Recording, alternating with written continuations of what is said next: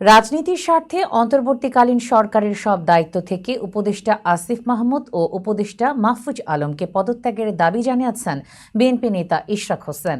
বুধবার সকাল ৮টা ৫২ নিজের ভেরিফাইড ফেসবুক পেজে এই দাবি জানান তিনি। পোস্টে ইশরাক লিখেছেন, গণতান্ত্রিক শিষ্টাচার মেনে ও যৌক্তিক কারণে এই দুই উপদেষ্টার পদত্যাগ জরুরি, কারণ তাদের রাজনৈতিক দলের সঙ্গে সম্পৃক্ততা প্রতীয়মান, এমনকি ভবিষ্যতে তারা সরাসরি রাজনীতিতে যুক্ত হতে পারেন ও নির্বাচনেও অংশ নিতে পারেন। তিনি আরও বলেন, আপনাদেরই নাহিদ ইসলাম দৃষ্টান্ত স্থাপন করেছেন। উনি চাইলে আরও কিছুদিন মন্ত্রী থাকলেও এনসিপিতে যোগ দিতে পারতেন।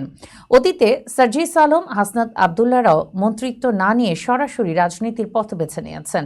ইশরাক মনে করেন, পদত্যাগ করলে সরকারের নিরপেক্ষতার ইমেজ আরও বৃদ্ধি পাবে।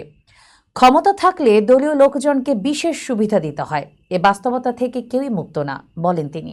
পোস্টে আরও বলা হয়, এখন নিশ্চয়ই বলবেন আমি নিজেই অবৈধভাবে মেয়র হতে চেয়ে আন্দোলন করেছি, কিন্তু আমার উদ্দেশ্য ছিল জনগণকে বোঝানো যে আপনাদের ভুল পথে পরিচালিত করা হচ্ছে।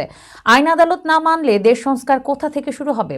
তিনি আরও যোগ করেন, বর্তমানে আগের বন্দোবস্ত অনুসরণ হচ্ছে, শুধু আরও পাকাপোক্তভাবে।